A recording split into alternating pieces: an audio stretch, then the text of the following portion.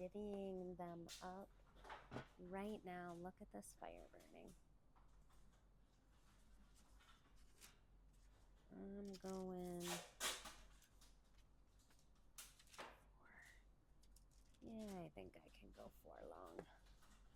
My cookies last time I did this recipe really spread out.